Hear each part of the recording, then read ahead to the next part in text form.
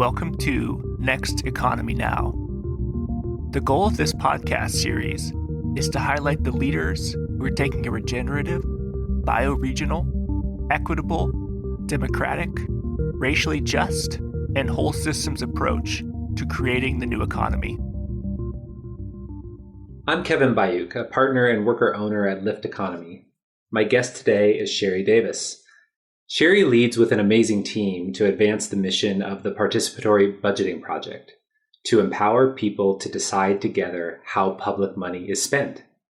She has an interesting background of vocational work that I'd love to learn more about prior to joining the Participatory Budgeting Project team, with nearly 15 years of service and leadership in local government, including work as Director of Youth Engagement and Employment for the City of Boston, and as the citywide Neighborhood Safety Coordinator on the Boston Mayor's Youth Council and working at the Mayor's Youth Line. And if I read it right, that's also like during high school, which blows my mind. So I'm very curious to learn more about that. Shari is a graduate of Boston University's Sargent College for Health and Rehabilitation Sciences and holds a master's degree in anatomy and physiology. Shari, welcome to the podcast. Kevin, thank you so much for having me. Definitely our pleasure. And I'd love it if we could start just with a little of your story. What is your path that got you into the work you're doing today? And you could take that any direction you want, start at any moment, and take as long as you need. Well, thank you for asking. I think this question about journeys is so important, and for us to kind of share our journeys to things is a really special thing. And for me, my journey was interesting and maybe a little bit exciting even. It started as a martial artist, actually. As a young person, my father used to joke that I just always wanted to do karate. And in the living room, he would, quote, train me. And when I was 9 years old, I had a chance to actually study martial arts at a community center in Boston. And I loved it.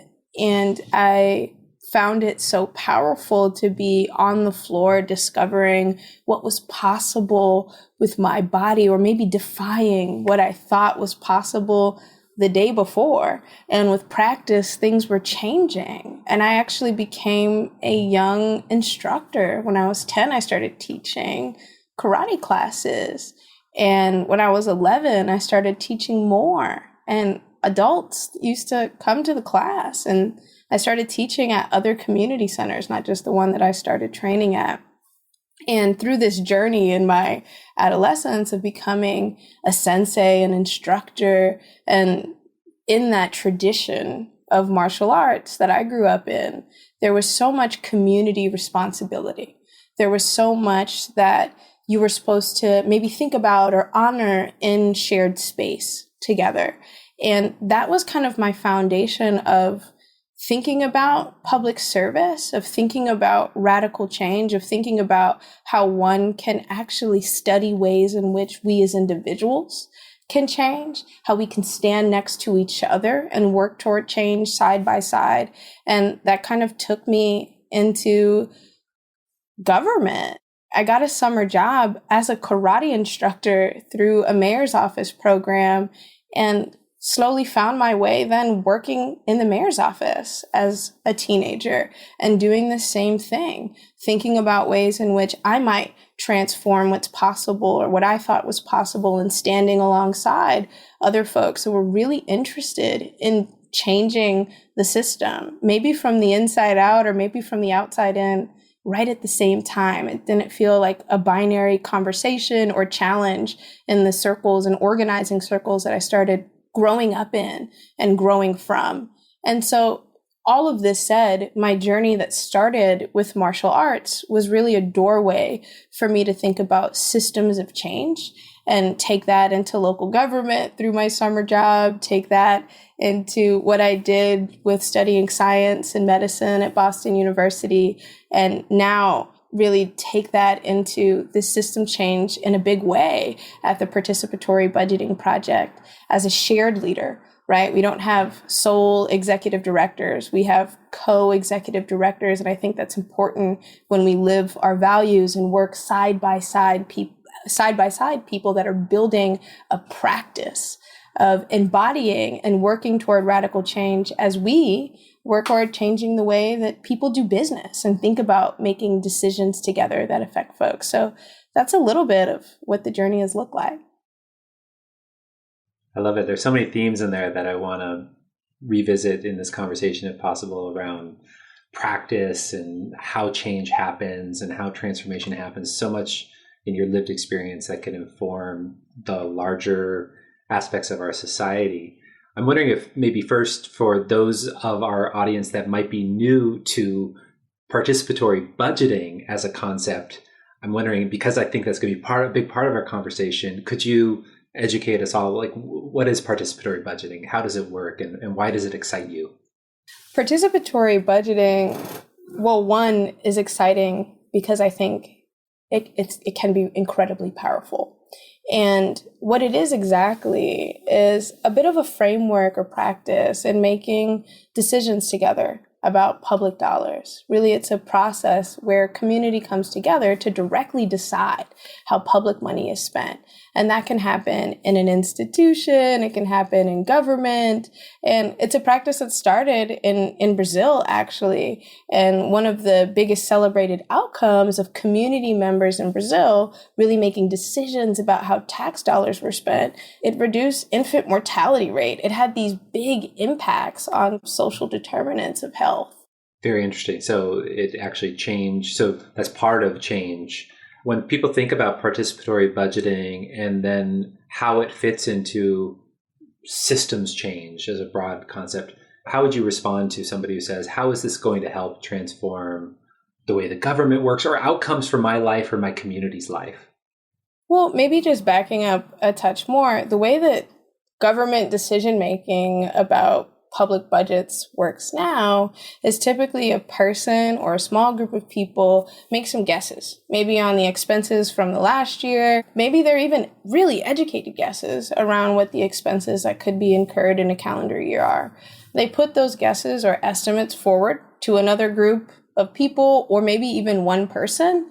And sometimes a city council can vote down pieces of that budget, but ultimately it's refined and usually largely passed in that same form that kind of came up. Now, I think when budgeting works best, there is deep community involvement, right? Folks closest to the issues have an opportunity to really craft, draft, and invest in those solutions. And participatory budgeting offers that opportunity. It's a process where communities come together first and write the rules transparently that may govern a process so that everyone is bought in, everyone is clear on what's happening, and the rules may actually be customized to the community so that they make sense. It's about a process that lives and breathes with the community in the same way that people live and breathe. And I think after we're able to do this kind of design phase that's integrated this way, we're able to move into an ideation phase. What are the ideas that people have? What are the issues that you see? How do we honor your lived experience as an expert that's lived in this space, that's been a part of an institution? What do you recognize? And after we move through that ideation bit, we're able to then refine those ideas, develop concrete proposals, really think about need, feasibility, and impact. And I spend time describing this moment of participatory budgeting, this opportunity to refine proposals, because I think it's really special. Sure, people are building relationships across institutions, which I think is great. And I also think that folks have an opportunity to really access some knowledge around how these things work, maybe even demystify some of these systems, if you will, and then participate in shaping them. That's what happens in proposal development when folks are able to work alongside each other and practice not only imagining what different looks like, but what we need to get there. After those proposals are developed and vetted, the community actually votes, weighs in, and makes decisions on how funds would be spent after that transparent information is displayed in a ballot. And one of the things that I love about the way that PB votes happen, as opposed to traditional local or national elections, is that barriers are reduced. oftentimes people that live, work, or play in an area are eligible to engage in deciding how funds are spent in that space in a PB process. And I think that that is revolutionary in terms of access, in terms of community building, in terms of how decisions are informed, in terms of how a community can show up in relationship to the outcomes of those decisions. So if a community says, you know what, we really want to prioritize this investment, this renovation in our park, because it will allow us to meet some of the needs that we have. That's only true if the community knows about it, if they can actually use it, if it's designed to meet their needs. The same thing is true about housing investments. The same thing is true about investments to curb or stop or repair from displacement.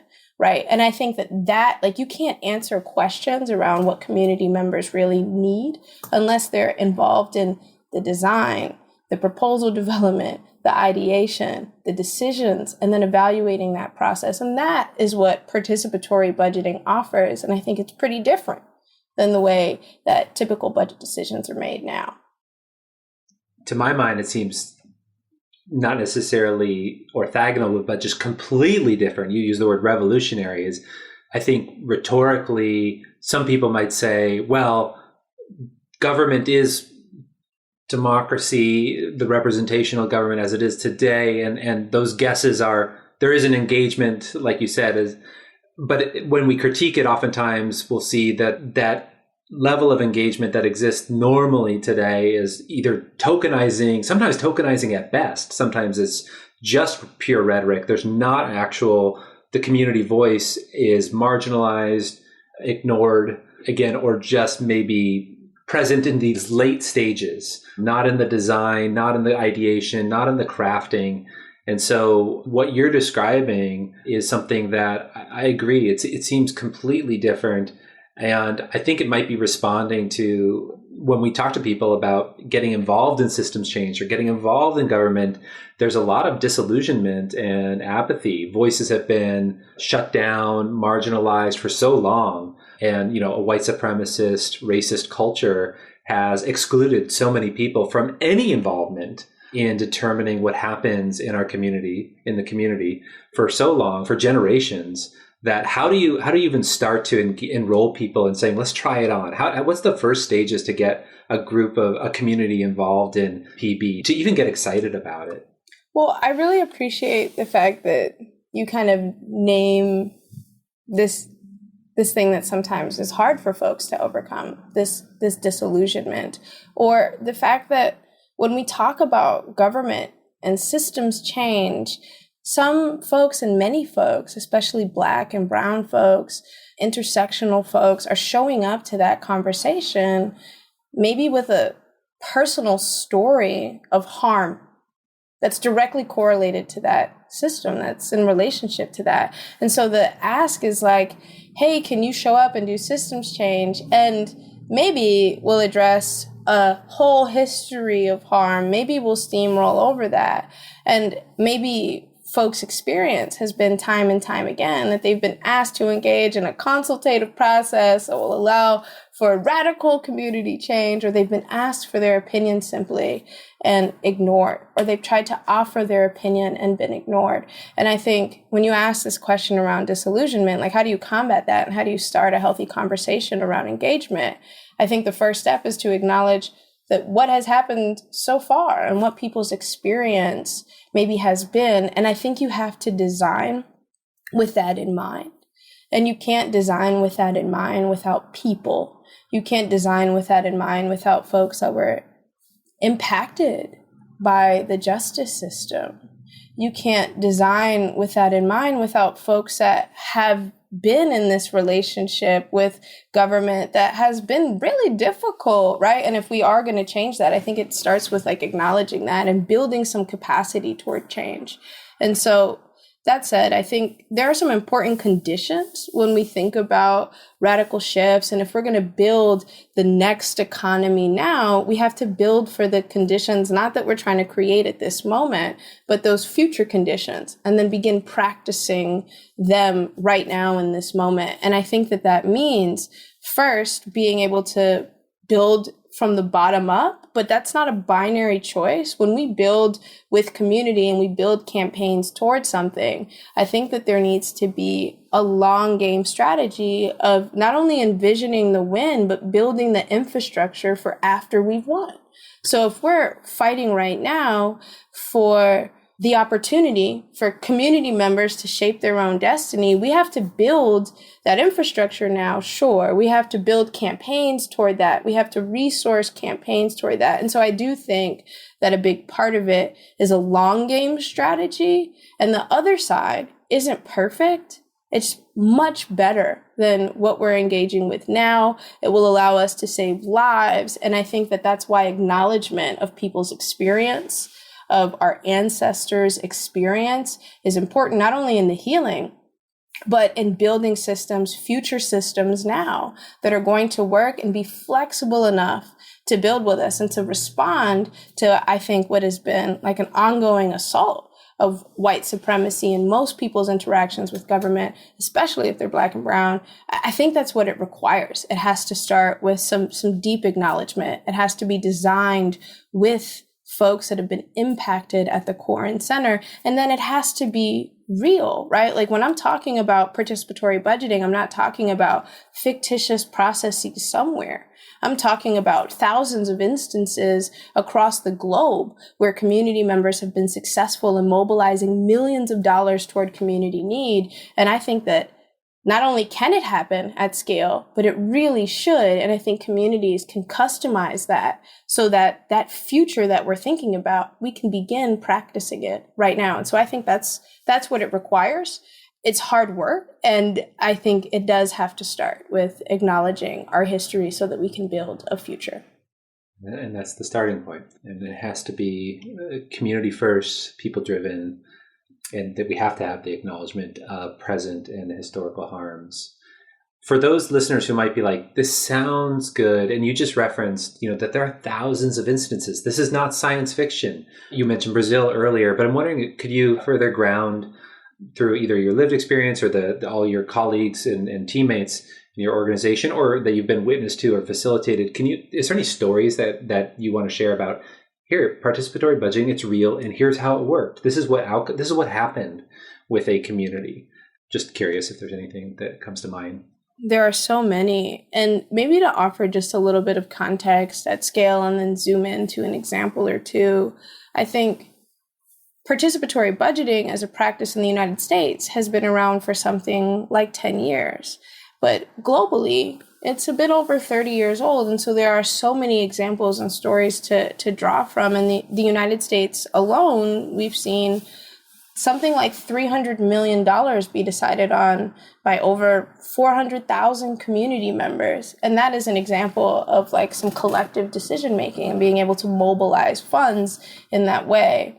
I think the other thing to just name is there are so many stories because we've seen over 16,000 projects be decided on by community through participatory budgeting across the United States. And the doors are opening for that to mean even more projects that are decided on by community, or really more decisions that are made by community members. And some of my kind of favorite instances and examples of that are happening right now, are campaigns that are being like won and fought right now. And I'll tell you one story about Vallejo, California. And I think this is important because this was the United States' first instance of citywide participatory budgeting. This happened several years ago.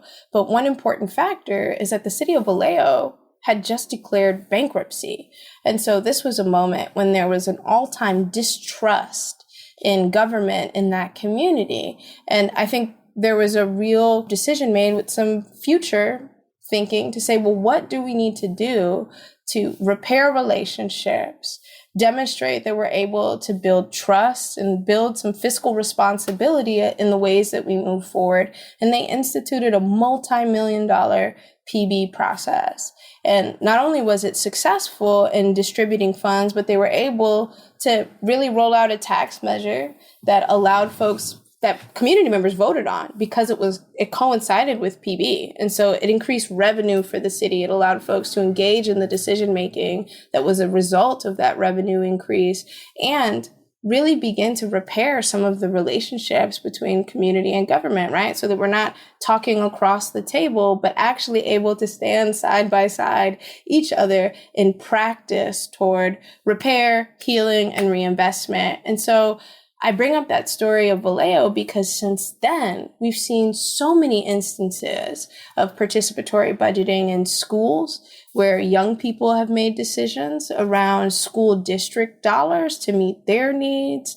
We've seen this in New York City, where young people are saying, hey, voters of New York City made a decision to change the city charter. And yes, we recognize that there maybe are some stalling elements of this with COVID-19, but how do we honor and move forward this process of community reinvestment if voters have made an amendment to the city charter? And how can we as young people begin to engage people in the planning process of the relaunch of participatory budgeting at scale in New York City? And so I can give you these examples of not only instances where communities have really come together to repair trust, but even now, in this moment when we're thinking about the pressures and challenges that exist in moments of fiscal constraint, folks are coming together to say, how can we use deliberative community process to make decisions on how we move forward, even if something maybe has shown a hiccup, or maybe it actually needs an injection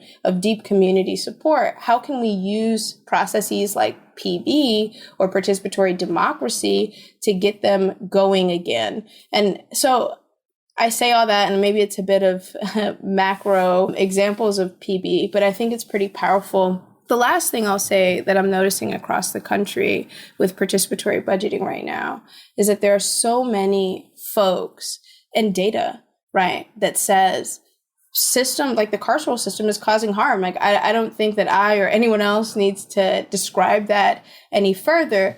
And the next question is, well, what's next? And one of the things that I think is beautiful about the organizing that I'm noticing across the country, in Seattle and LA, is that part of what's next is communities making decisions. And so there are big campaigns that are being won in these spaces led by folks in Seattle like the Black Brilliance Project to really divest from systems of harm and ensure that community members can invest in alternatives to safety that don't look like policing.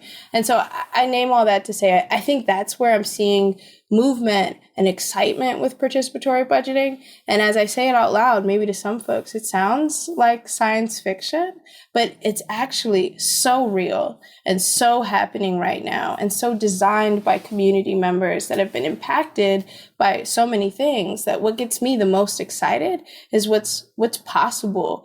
I can't wait for you to ask me this question a year from now as some folks really begin to embark on this journey at scale. And I hope when you do, I'm able to tell you about many more instances of folks doing participatory budgeting together.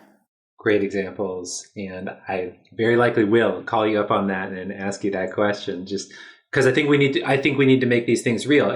At Lift Economy, we have the privilege of working with a number of multi-stakeholder cooperatives and cooperative organizations within communities that do some type of deliberative collective decision making, allocate resources within their organization or their enterprise opportunity. And those of us in the community working on Next Economy type organizations, not necessarily public, municipal, incorporated entities or areas or communities when we talk about government, sometimes people think of that, but governance in terms of organizations, some people will hear what we're talking about and they'll say, okay, I'm values aligned with that, but isn't, it's kind of a straw man question, isn't deliberation hard? How do you get the ideation and the refining of the proposals to get something to a place where we can make a decision or vote or come to consent or consensus on something? For many people, they get stalled out. They're like, that's messy. They're scared of it, I think. Some people will admit that. They've tried it maybe in some context and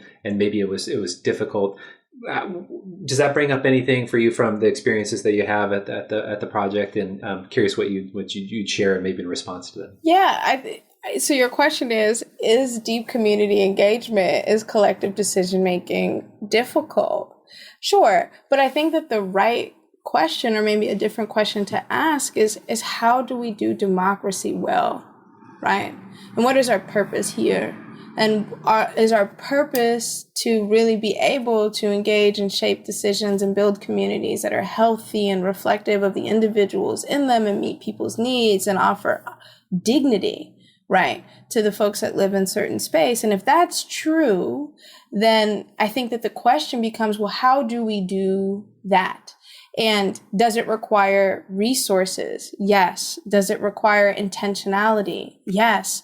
And if the question is, well, then why? Or can you explain the rationale of the resource investment? And it's because it's better, right? I mean, I remember the first time I had an opportunity to really learn about participatory budgeting, like most people, was by doing it in the city of Boston. And I remember thinking as it was happening, wow, as a staff member, and at the time I worked in local government and I was one of the sole staff members responsible for managing a process wherein thousands of young people would make a decision about how $1 million of the city of Boston's capital funds were spent in that fiscal year. I will be the first to admit that I thought that this was a tall order, and maybe I was a little bit nervous about how I would make this happen. And what I found was, on the other side, things that strengthen my practice in public service. So what I found was, yes, it took a little bit more planning of coordinating across team interactions or an across team meeting. And I also found that most people in government didn't actually know the individuals that worked across the hall or down the hall from them or in a different department. And so having a cross department meeting was, yes, a little bit more work, but now after that, everyone knew each other and could engage and work actually a little bit more seamlessly. So I would say that there is an initial learning curve, an initial investment that's required of skill building, of facilitation, of maybe doing things a little bit differently. But the other side of it actually is a reduction in the burden on staff that are trying to build and foster deep connections that are sustainable. It's an opportunity to really grow community engagement in ways that work and are effective. And so the short answer to your question is it more work? Yes, but I think the question has to be, what is the kind of work we need to do to get where we're going? And I would argue that the system that we have now, the way that we're doing business right now, isn't working, is really ineffective, and it actually requires the deep time investment of not only folks that work in the system, but folks that we want to participate in a functional system. We have to design for that, and it is a difference in the way that we do business. I love everything about what you just shared. I think it's very important, and made me think of even your experience in the living room, practicing the martial arts, and actually then reflecting and seeing change happen.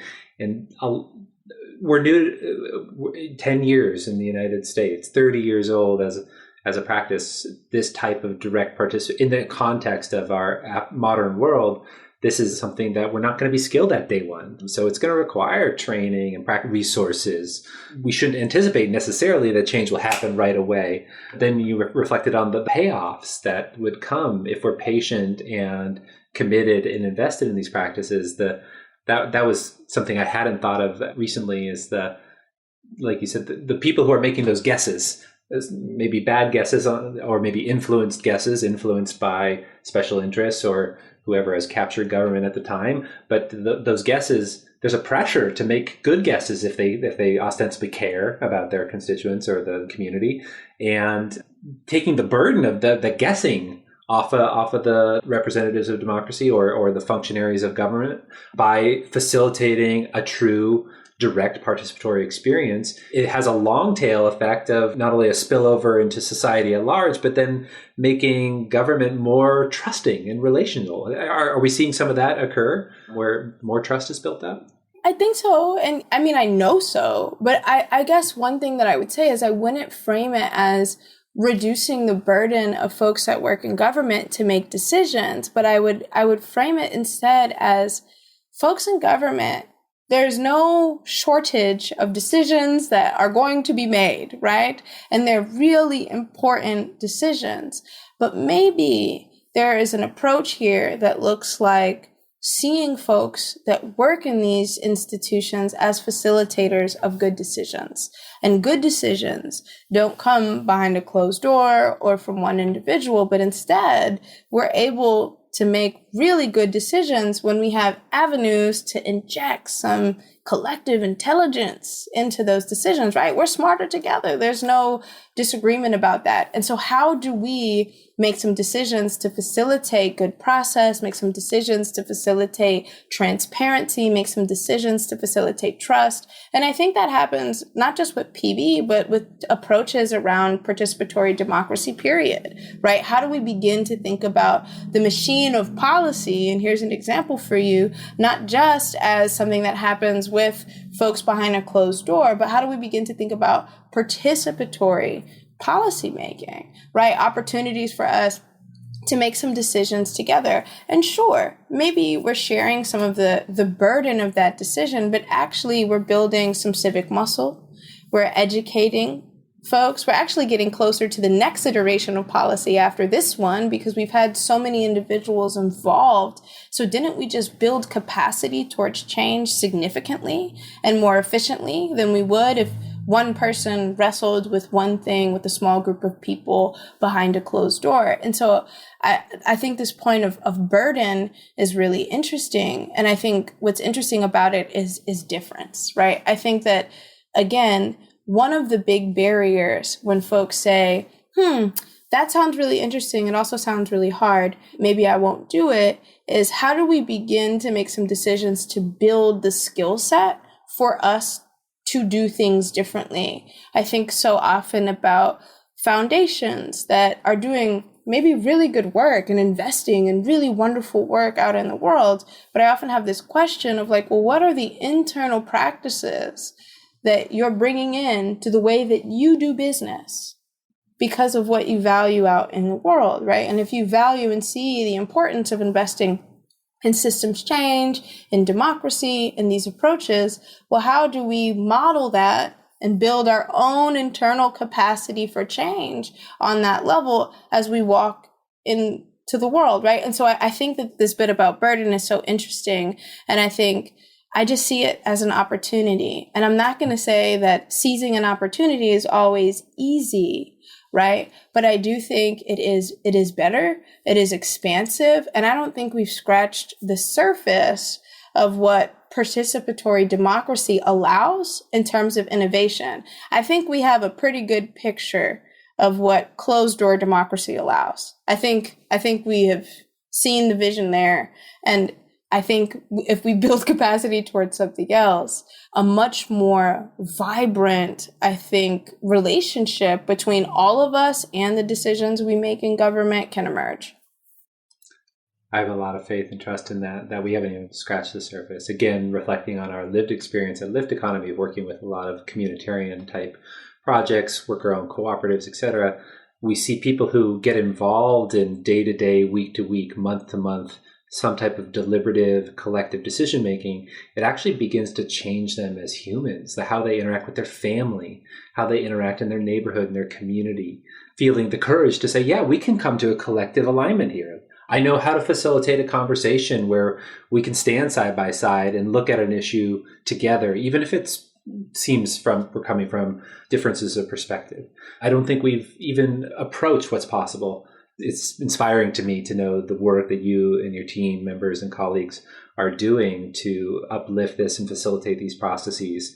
And for listeners who might be familiar with some of the other content that Next Economy Now has explored, there is this, I think, potential extraordinarily powerful liberatory potential in participatory budgeting for those who may be stuck on this. There's this one critique of, Anand Giridharadas wrote a great book about winner takes all and the mentality of like business and enterprise must be the answer. And then those who are in that world, in that milieu, they create wealth, and then philanthropically, they'll do things outside of the functions of government to address the needs of people, which through the lens of that book is clearly a powerful critique that that's not working. A lot of people then ask, well, what is the alternative? And he'll say, well, re-engaging with government, so taxation, progressive taxation, and so forth, to increase the resources of the state or the society. But then those who critique the state have a very valid critique that the state has been maybe highly influenced or corrupted by special interests in the exploitation economy, or isn't actually responding, is not inclusive of those who have been left out and cut out by force. Participatory budgeting gives us a glimpse into a world where the state is actually functioning and meeting the needs of community, of the people. And that to me is like the response that somebody could say. So anybody's like, oh, well, I don't like the winner takes all, but isn't business or enterprise the only way we see outcomes potentially changing? We can transform on all levels. So we can transform how enterprise works with structural change there. Simultaneously, we can change how the state operates. And so the work that you're doing to enlighten us as to what's possible there is, like, I think, super important to envision a liberatory future. How do people get involved in PB, or what are some of the avenues? I'm sure there's multiple ways. I'm curious how. Well, first of all, I'm like, heck yeah. And secondly, I do think that the ways that people get involved are to start asking some of those questions, right? Some of these questions that we're asking now around what's possible, right? And what can I practice? And how do I set myself up to practice some things on a big and small scale? And so if you're listening to this and you're a person, I don't know, at an organization that wants to practice some participatory democracy with your team, right? Or if you want to practice some of this with some members of your family or your co-op, then I think that there's an opportunity to do that, right? To say, where can we make some decisions together? I think that's a really great place to begin practicing this and building some muscles toward that. I think if you visit our website at participatorybudgeting.org, you might get some tools that might help you understand what it looks like to practice this at scale. If you're a person that's thinking, man, maybe I could do this in my city, town, or county, and I want to visualize kind of what this looks like, there may be some tools to help you practice it. I also think that practicing in community is really important. And so if folks want to get their minds around what participatory budgeting is, yes, visit the website, follow some of the information that we put out, but we have a community of practice. We have a Democracy Beyond Elections coalition. And this is a coalition of movement-based, we like to call them movers and shakers, change makers across the country that are really thinking about community-led decision-making that is equitable, accessible, and significant. And I would describe this space as a bit of a lab. They're building models like a participatory policy-making model. They're doing pilots across the country. They just launched a national campaign around how ARPA funds should and could be redistributed. And so folks out there listening may remember there's like something like $1.9 trillion as part of this package, and something like $350 billion go to local and state municipalities. And what this campaign from the DBE Coalition is really focused on is ensuring that some of those dollars are decided on by the communities that they're intended to impact. And so if you want to learn more about that work or how to be involved in it, check out democracybeyondelections.org. But I think those are some ways. But I would just say, I think the best way to get involved with this work, if you want to do participatory budgeting, if you want to vision what participatory democracy could offer you or your community, is to take one step toward practicing. I love it. And one of the things that I'm learning more about the participatory budgeting project itself as an organization, you mentioned earlier the shared leadership, the team, and the practice, is that your work is actually prefigurative of the future that you're building. Can you comment a little bit about how your team practices, or just I'm just curious if you could share a little bit on the inside. I love that. You're like, Kevin, you're like really asking me, Shari, do you practice what you preach? And absolutely, yes, we do. And I think it's actually really important that we do. So as an organization that is working out in the world to foster community-led decision-making and to grow, we think it's incumbent upon us to practice that. And maybe that allows us to be closer to innovating and learning with folks that we're serving or in partnership with as well. So there's that piece, right? And there's also the opportunities that it offers. Like maybe if we practice some community-led decision-making or community leadership, it's actually expansive, right? These structures that stop with one person at the top, like I've been an executive director at organizations a couple times over, and I will say that it is not a sustainable structure or system. I don't think that it is effective. I don't think that it reflects what we talk about in terms of dynamic leadership, right? I don't think it sets people up for having a close relationship to change. I don't think that it sets folks up to be onboarded to multiple skill sets, or if something happens, right, it creates a pretty inefficient model for how an organization remains functional, right, if there's so much reliance on one person. And so at the Participatory Budgeting Project, we actually practice a shared leadership structure that is modeled after a sociocratic framework. And I know that's a lot of words, right? You're hearing shared leadership, you're hearing sociocratic framework. Really what this means is that we organize in circles. And there's a leadership team and a leadership circle. And we have some very clear responsibilities around what we decide and do and coach each other on, and systems that we build. That also allows us to take time off and live full lives and show up at work really well because we've invested in this trust, and that proliferates our team and other circles, right? If we have a programmatic circle, if we have a finance and management circle, it allows folks to also show up and coach each other and be whole and make decisions together. And I will say that this is an investment, an intentional investment from our team. And I think it's incredibly important, and it's allowing us to grow deep relationships with each other. I've never been happier in my relationships and leadership than the relationships that I have with Cristania De Leon and Christina Banks, the other co-executive directors at PBP. I think we are practicing what I hope organizations of the future look like right now. And I think we're learning so much and developing such important skills to function in that future.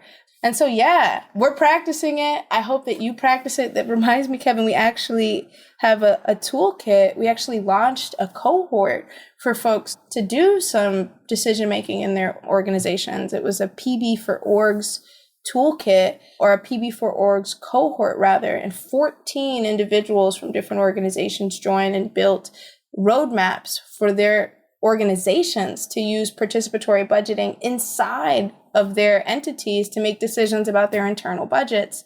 And so not only are we practicing it, but we're inviting other folks to practice with us as well. Super inspiring. I see the ripples out from the integrity and commitment to which you're bringing the work that you're doing as an organization, how that affects other organizations, and then their lives, their schools, their neighborhoods, their communities, and potentially society at large, building up these skills. There's so many things you could do with your life, and I didn't even get to ask you about the schooling on health and anatomy, and there's so many other things that I know are alive in you and your lived experience. I focus so much on participatory budgeting, but I'm just so grateful for the commitment of your life energy to this really important work. It's, as far as we can tell, a really critical piece. There's other pieces, yes, it's all a constellation of things that need to happen. But what you're co-leading and developing and all that you're learning and sharing is very important. And at Lift Economy and the Next Economy Now, we're very grateful for everything that you're doing. Thank you so much. And it's really an honor to be a member of this ecosystem with you that is so committed to building the futures that serve us now. Shari, is there anything else you want to leave the Next Economy Now listeners with before we part today? I think the thing that I'll just share with our listeners as we wrap up here is, in practicing, you realize things that you might be very good at, and you might realize some areas where you can grow. And I would just encourage listeners to find those spaces of practice where you can grow. And I think where we grow together is where we make the most change. Thank you. Next Economy Now is a production of Lift Economy. To listen to all of our episodes, go to lifteconomy.com/podcast. That's LIFT economy.com/podcast. You can also sign up for our monthly newsletter at lifteconomy.com/newsletter. Please also rate and review our podcast on iTunes, Spotify, Stitcher, or wherever you get your podcasts. Thanks for listening.